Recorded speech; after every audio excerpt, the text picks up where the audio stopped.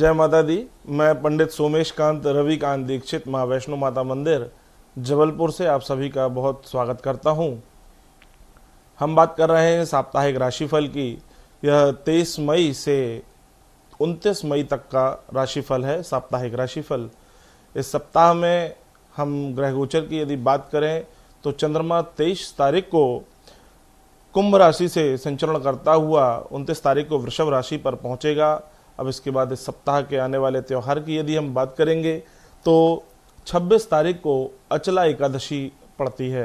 यह श्री हरि विष्णु को अत्यंत प्रिय है।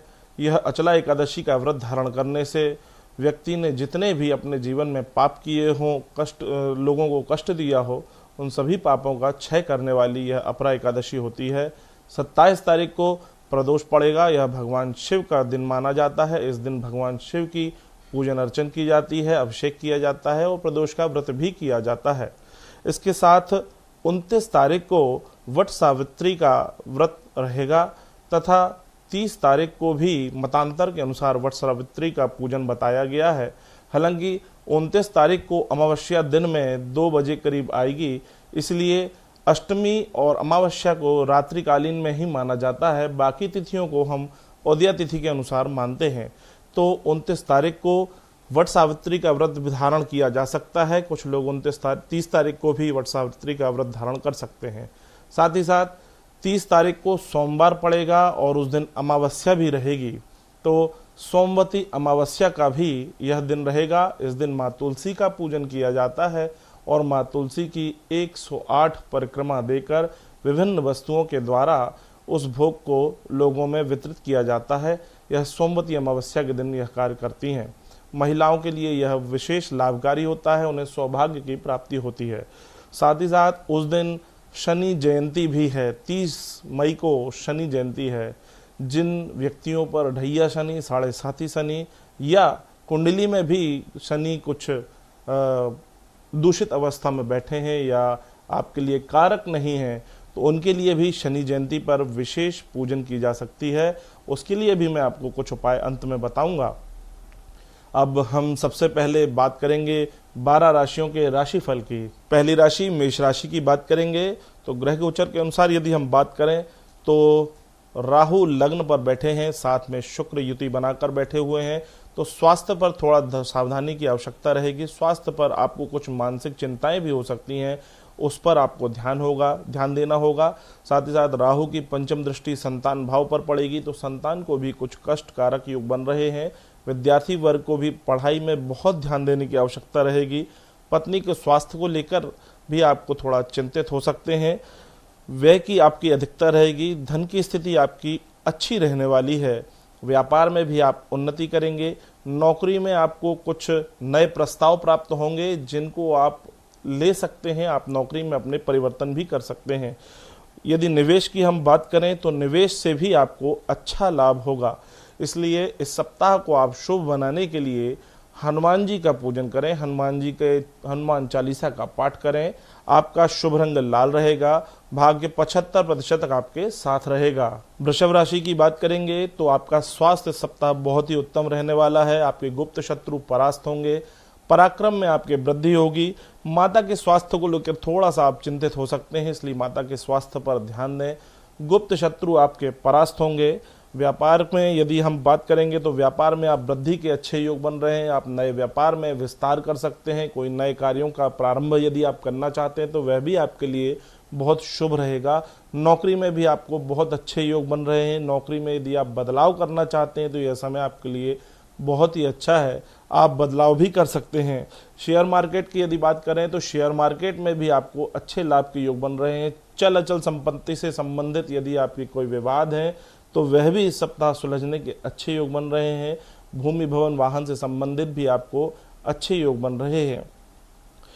यदि इस सप्ताह थोड़े से आपके खर्चों में आपके अधिकता रहेगी, इसलिए खर्चों पर थोड़ा नियंत्रण रखें। इस सप्ताह को आप शुभ बनाना चाहते हैं तो आप माँ लक्ष्मी का पूजन करें, उन्हें लाल फूल अर्पित करेंगे तो आपको लाभ होगा। भाग्य इस सप्ताह आपका 80% तक आपके साथ रहने वाला है। मिथुन राशि की हम बात करेंगे। इस सप्ताह थोड़ा सा मानसिक चिंताएं आपको हो सकती हैं। क्रोध पर आपको नियंत्रण रखने की आवश्यकता रहेगी, अन्यथा आपके कार्य भी बिगड़ेंगे। वाणी पर आपको संयम रखना पड़ेगा। विद्यार्थी वर्ग को मेहनत करनी पड़ेगी, उनके लिए भी अच्छा समय नहीं चल रहा है। धन की स्थिति आपकी अच्छी रहने वाली है। शारीरिक कष्ट आपको कुछ हो सकते हैं, स्वास्थ्य से संबंधित भी आपको समस्याएं होंगी। पिता और बॉस से भी आपके कुछ मतभेद हो सकते हैं। जीवन साथी के साथ आपके मधुर संबंध रहेंगे। आप कहीं लंबी यात्रा पर घूमने जा सकते हैं। कुछ धार्मिक आयोजनों में भी आप हिस्सेदारी ले सकते हैं। खर्चों की थोड़ी अधिकता रहेगी इस सप्ताह में। भूमि भवन वाहन का सुख आपको अच्छा प्राप्त होने वाला है। भूमि से संबंधित भी कार्य आपके बनेंगे और इसके साथ ही साथ अचल संपत्ति आप जरूर खरीदेंगे। यह ऐसा योग आपका बहुत अच्छा बन रहा है सप्ताह के लिए। इस सप्ताह को आप शुभ बनाने के लिए आप गरीबों की सेवा करें, गरीबों को दान दें तो आपके लिए अच्छा होगा। शुभ रंग आपका हरा रहेगा। भाग्य 65% तक आपके साथ है। कर्क राशि की बात करेंगे तो गोचर के अनुसार थोड़ा आपके कार्यों में बाधाओं का सामना करना पड़ सकता है। आपके कार्य जो हैं उनमें बहुत ज़्यादा विलंब की स्थितियां दिखा रहा है। साथ ही साथ धन की स्थिति आपकी उत्तम रहने वाली है। माता के स्वास्थ्य को लेकर थोड़ा आप चिंतित हो सकते हैं, इसलिए माता के स्वास्थ्य पर ध्यान दें। उनको कुछ हड्डी से संबंधित कुछ समस्याएं हो सकती हैं, कमर दर्द, पेट, पैरों में दर्द, इससे संबंधित कुछ समस्याएं हो सकती हैं। विद्यार्थी वर्ग के लिए अच्छा समय है। नौकरी वालों, पेशा वालों के लिए भी अच्छा समय चल रहा है। नौकरी में नए प्रस्ताव आपको प्राप्त होंगे जो आपके लिए लाभकारी रहेंगे। व्यापार में भी आपकी स्थिति बहुत उत्तम रहने वाली है। यदि शेयर मार्केट की हम बात करें तो शेयर मार्केट में भी आपको निवेश से अच्छा लाभ होने वाला है। कहीं आप लंबी यात्रा पर भी घूमने जा सकते हैं। इस सप्ताह को शुभ बनाने के लिए आप भगवान शिव का पूजन करें, उनका अभिषेक करें, दूध और जल मिलाकर भगवान शिव को चढ़ाएं तो आपके लिए अच्छा होगा। शुभ रंग आपका आसमानी रहेगा। भाग्य 75% तक आपके साथ रहेगा। सिंह राशि की बात करेंगे, इस सप्ताह आपका स्वास्थ्य बहुत ही उत्तम रहने वाला है। धन की स्थिति भी आपकी बहुत उत्तम रहने वाली है। विद्यार्थी वर्ग के लिए भी बहुत ही अच्छा समय चल रहा है। गुप्त शत्रु आपके परास्त होंगे, परंतु इस सप्ताह में जीवन साथी से कुछ आपकी पुरानी बातों को लेकर मतभेद हो सकते हैं, इसलिए उस विवाद से बचें, अन्यथा आपको थोड़ा नुकसान हो सकता है। व्यापार से संबंधित यदि हम बात करें तो व्यापार में भी आप नई ऊंचाइयों को छुएंगे, अपने नए विस्तार करेंगे। कोई नई पार्टनरशिप फर्म वगैरह भी आप बना सकते हैं। कोई नए मित्रों से आपको अच्छा सहयोग प्राप्त होगा उस व्यापार से संबंधित, तो आप वह व्यापार भी कर सकते हैं। निवेश की बात करेंगे तो निवेश करने से भी आपको अच्छा लाभ दिख रहा है। इस सप्ताह को आप यदि शुभ बनाना चाहते हैं तो आप नित्य भगवान सूर्य को तांबे के पात्र में दूध और जल के साथ लाल फूल मिलाकर अर्घ दें, आपके लिए बहुत ही उत्तम रहेगा। शुभ रंग आपका जो रहेगा वह पीला रहेगा। भाग्य 80% तक आपके साथ रहेगा। कन्या राशि की बात करेंगे, सप्ताह आपका काफी ऊर्जावान रहने वाला है। आप स्फूर्ति से भरे रहेंगे और स्वास्थ्य भी आपका उत्तम रहेगा, परंतु इस सप्ताह आपको वाणी पर नियंत्रण रखने की आवश्यकता रहेगी, अन्यथा आपके गुप्त शत्रुओं का निर्माण हो सकता है। इसलिए वाणी पर संयम रखें, यह आपके लिए लाभकारी रहेगा। विद्यार्थी वर्ग की बात करेंगे तो उनके लिए बहुत ही अच्छा समय चल रहा है। यदि उन्होंने किसी एग्जाम वगैरह दिया है तो उसमें भी उनको लाभ प्राप्त होगा, उसका रिजल्ट उनके फेवर में आएगा। जीवन साथी की बात करेंगे तो जीवन साथी से बहुत ही अच्छे आपके मधुर संबंध रहने वाले हैं। आपके विवाह के प्रस्ताव भी आपको प्राप्त हो सकते हैं। विद्यार्थी वर्ग, टेक्निकल वर्ग के विद्यार्थी, उनके लिए तो बहुत ही विशेष लाभकारी समय है।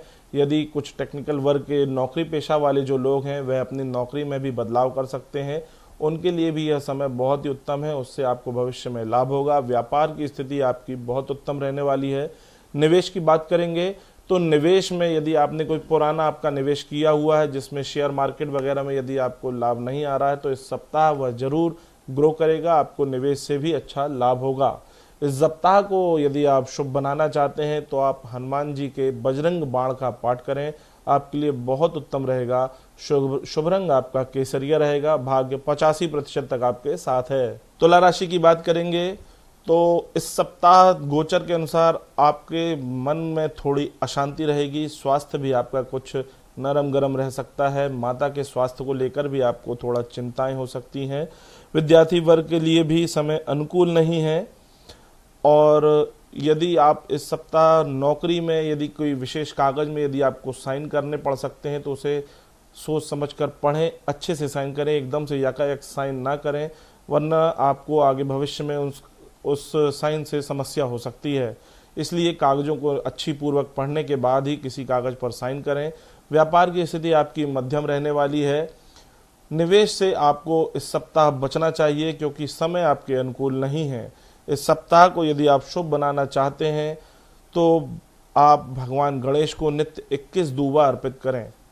शुभ रंग आपका पीला रहेगा। भाग्य 65% तक आपके साथ रहेगा। वृश्चिक राशि की बात करेंगे तो इस सप्ताह आपका स्वास्थ्य उत्तम रहने वाला है। आय की स्थिति बहुत ही अच्छी रहेगी।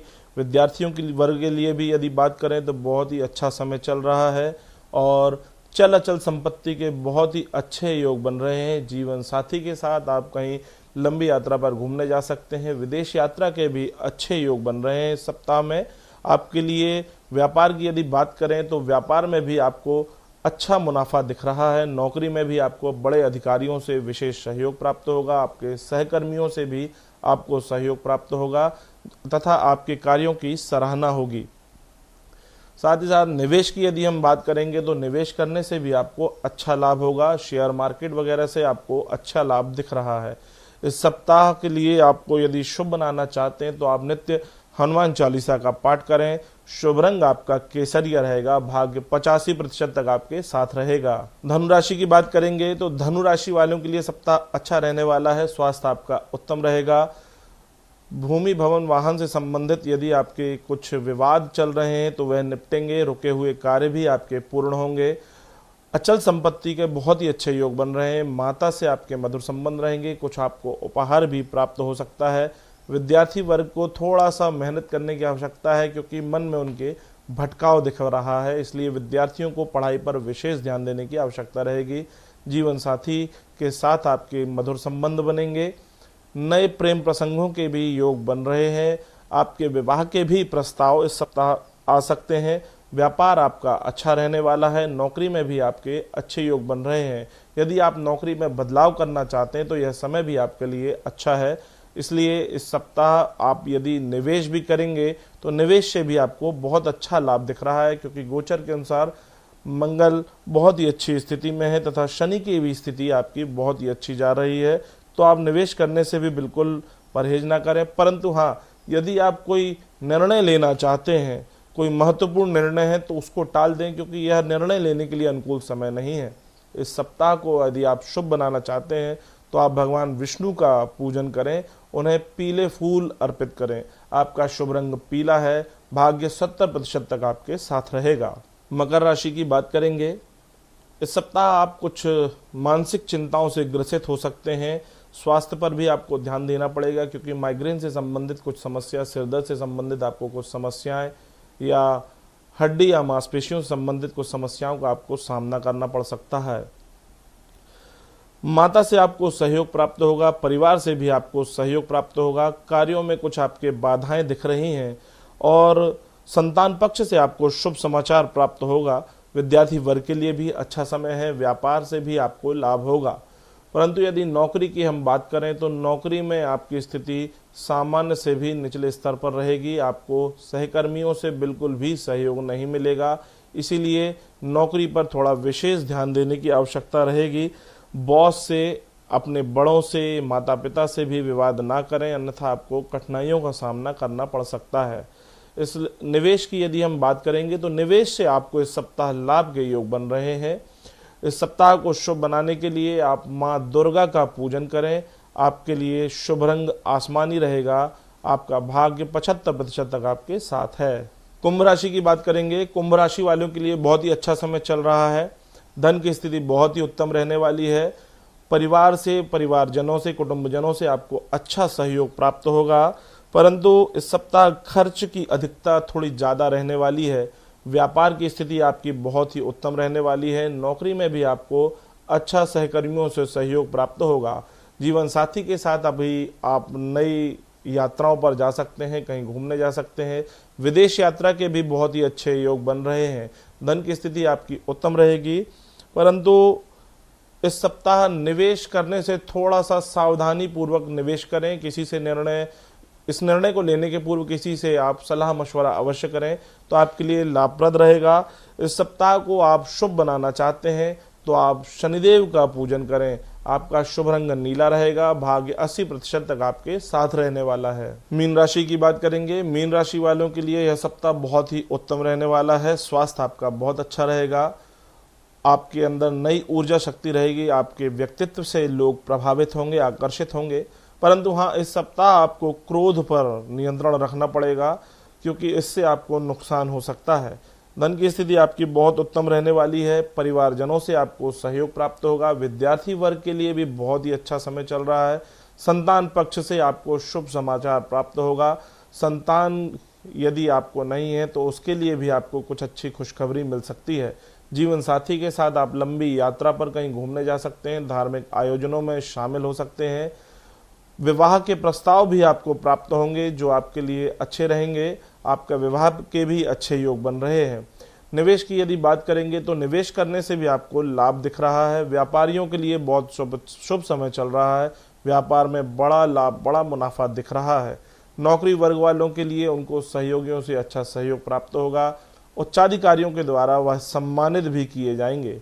इस सप्ताह को शुभ बनाने के लिए आप भगवान कृष्ण को माखन और मिश्री का भोग लगाएंगे तो आपके लिए बहुत अच्छा होगा। शुभ रंग आपका क्रीम रहेगा। आपका भाग्य 85% तक आपके साथ रहेगा। तो मित्रों, यह रहा साप्ताहिक राशिफल 23 मई से 29 मई 2022 तक का।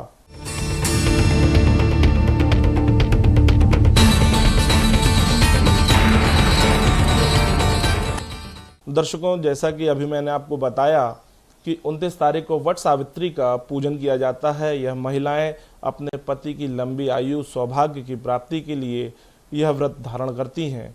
इस व्रत के दिन महिलाएं वरगद के वृक्ष की पूजन, वट वृक्ष की पूजन करती हैं। उन्हें सुहाग सामग्री अर्पित करती हैं। चंदन डोली चावल पूजन करती हैं उस पेड़ की। साथ ही साथ 108 परिक्रमा लगाकर उस वट वृक्ष में मौली से उसको लपेटती हैं।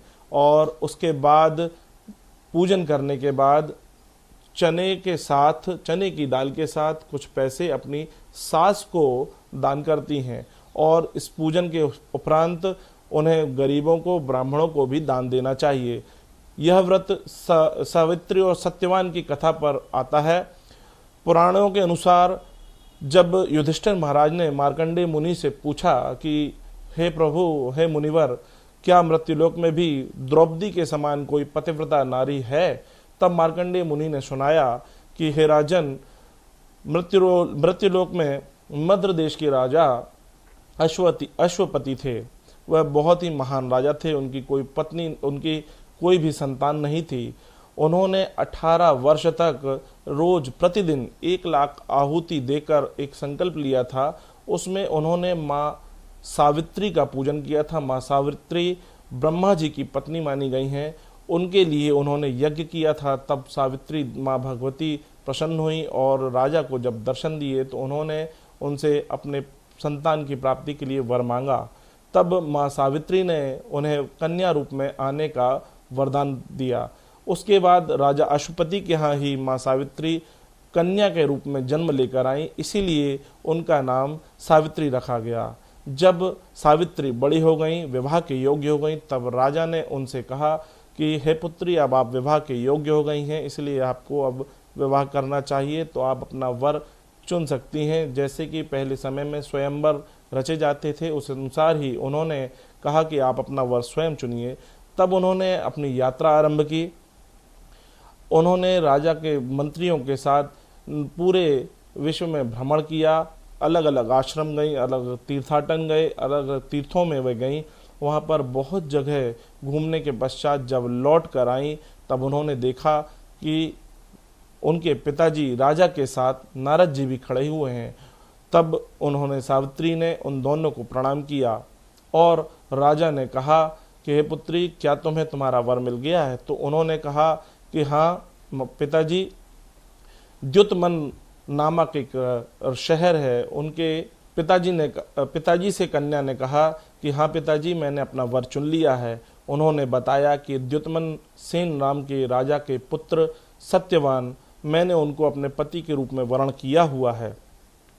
जैसे ही यह बात सुनी तो नारद जी बोल उठे कि हे पुत्री, अभी तो तुम अल्पायु हो, इसलिए तुम्हें ज्ञान नहीं है, क्योंकि सत्यवान आज से ठीक 1 वर्ष के बाद उसकी मृत्यु हो जाएगी। यह बात सुनकर सावित्री और राजा को बहुत अचंभा हुआ, परंतु राजा के समझाने पर वह कन्या नहीं मानी, क्योंकि कन्या ने वचन ले लिया था कि मैं उन्हीं से ही विवाह करूंगी, सत्यवान से ही विवाह करूंगी। इसीलिए राजा के और नारद जी के समझाने के पश्चात भी कन्या नहीं मानी। फिर शुभ मुहूर्त देखकर राजा ने अपनी पुत्री सावित्री का विवाह सत्यवान के साथ कर दिया। वहां पर सत्यवान के पिता जो थे, उनका राजमहल भी शत्रुओं के द्वारा हरण कर लिया गया था तथा वह दोनों नेत्रहीन हो चुके थे। तो सत्यवान और सावित्री अपने सास ससुर के साथ, नेत्रहीन सास ससुर के साथ आश्रम में ही रहने लगी। परंतु जैसे जैसे साल बीतता गया, जब 1 साल पूर्ण होने आया, साल के अंतिम 4 दिन बचे, तो उसे नारद जी की वह कथा, वह वचन याद आया कि नारद जी ने कहा था कि इसकी आयु मात्र 1 वर्ष है। जब अंतिम 4 दिन बचे थे तो उसने व्रत का आरंभ किया। उस व्रत के 3 दिन करने के पश्चात जब चौथा दिन आया तो चौथे दिन वह सत्यवान प्रतिदिन वन को जाता था लकड़ियां काटने के लिए। तो सत्यवान से सावित्री ने कहा कि मैं भी आपके साथ वन को चलूंगी। सत्यवान ने मना किया कि नहीं, आप क्यों जा रही हैं। उन्होंने बहुत जिद करी। सत्यवान ने कहा कि माता पिता से पूछो। सावित्री ने माता पिता से आज्ञा ली और साथ में उनके साथ वन चली गई। जब वन गई तो वहां पर सत्यवान जैसे ही पेड़ पर चढ़े तो उनके सिर में अचानक बहुत दर्द होने लगा। सावित्री समझ गई कि यह समय नजदीक आ गया है। सत्यवान से बोला, आप नीचे आ जाएं। सत्यवान आकर सावित्री के गोद में अपना सिर रखकर लेट गया और थोड़ी देर बाद ही वह अचेत अवस्था में चला गया। सावित्री बहुत दुखी हुई और भगवान से प्रार्थना करने लगी कि मेरे पति के प्राणों की रक्षा करो। उसी समय सामने से देखा कि यमराज चले आ रहे हैं। यमराज जैसे ही आए तो सावित्री ने पूछा कि आप कौन हैं। तो उन्होंने बोला कि मैं यमराज हूँ, मैं तुम्हारे पति के प्राण हरने को आया हूँ। सावित्री ने कहा कि यमराज जी, आपके तो दूत आते हैं। तो उसने कहा, यमराज जी ने कहा कि यह बहुत ही धर्मात्मा और प्रतापी सत्यवान है, इसलिए मुझे स्वयं इसको लेकर आना पड़ा। ऐसा कहकर उन्होंने सत्यवान के प्राण हरण कर लिए और दक्षिण दिशा की ओर प्रस्थान किया। जब दक्षिण दिशा की ओर प्रस्थान किया तो सावित्री भी उनके पीछे पीछे चल पड़ी। जब यमराज ने उसको देखा तो यमराज ने सावित्री से कहा कि बेटी, तुम घर जाओ, क्योंकि तुम्हारा अभी समय नहीं है और तुम घर वापसी करो। तो सावित्री बोली, नहीं, मैं बहुत पतिव्रता नारी हूं, जहां जहां मेरे पति जाएंगे मैं उनके साथ साथ जाऊंगी। सावित्री नहीं मानी। तब यमराज ने कहा कि बेटी, तुम वर मांग लो। तब उन्होंने वर मांगा कि मेरे दृष्टिहीन सास ससुर हैं, महाराज, यदि आप कृपा करना चाहें तो उनके नेत्र दृष्टि ज्योति वापस आ जाए। यमराज ने कहा कि तथास्तु। ऐसा कहकर यमराज पुनः आगे चल दिए। यमराज आगे आगे जा रहे थे, सावित्री पीछे पीछे जा रही थी। फिर भी सावित्री नहीं रुकी। यमराज ने पुनः सावित्री से कहा कि बेटी, तुम क्यों आ रही हो, तुम घर जाओ। उसने बोला कि नहीं, मेरा तो पति आपके साथ जा रहा है, मैं पतिव्रता नारी हूं, इसलिए मैं पीछा नहीं छोड़ूंगी। तब यमराज ने एक बार पुनः कहा कि अच्छा बेटी, तुम एक वरदान और मांग लो। तब उसने वरदान मांगा कि मेरे जो सास ससुर हैं उनका राज्य शत्रुओं के द्वारा हरण किया जा चुका है, ये वह राज्य भी मुझे मिल जाए। तब यमराज ने तथास्तु कह दिया। तथास्तु कहकर यमराज पुनः आगे बढ़ गए। फिर भी सावित्री उनके पीछे पीछे जाती रही। उसके बाद जब यमराज नहीं समझे, यमराज ने पीछे पलट कर देखा कि सावित्री अभी भी आ रही है, तो उन्होंने सावित्री से फिर से कहा कि बेटी, तुम अपने घर चले जाओ। उन्होंने बोला कि मुझे एक और वरदान चाहिए। तो बोली बेटे, बताओ क्या वरदान है। उसने बोला कि मुझे 100 यशस्वी पुत्र प्राप्त हो, ऐसा मुझे वरदान दीजिए। तो यमराज ने तथास्तु कह दिया। उसके बाद यमराज से बोला कि हे यमराज, मैं तो एक पतिव्रता नारी हूँ, इसीलिए अब आपको सत्यवान को जीवित करना ही पड़ेगा।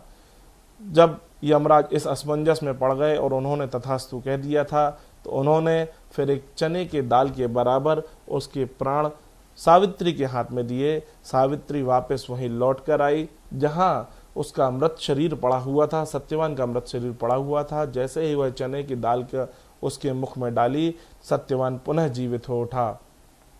उसके बाद दोनों अपने घर आए, देखा तो उनके माता पिता की नेत्र ज्योति प्राप्त हो चुकी है। उसके बाद उन्होंने जो उनका शत्रुओं के द्वारा राजमहल हरण कर लिया गया था, राज्य हरण कर लिया गया था, वह भी धर्मराज के वरदान के द्वारा वह महल राज्य सब पुनः उनको मिल गया और चिरकाल तक उन्होंने भगवान श्री हरि विष्णु का पूजन करते हुए अंत समय में वैकुंठ लोक को प्राप्त किया।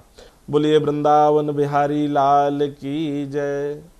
जय माता दी।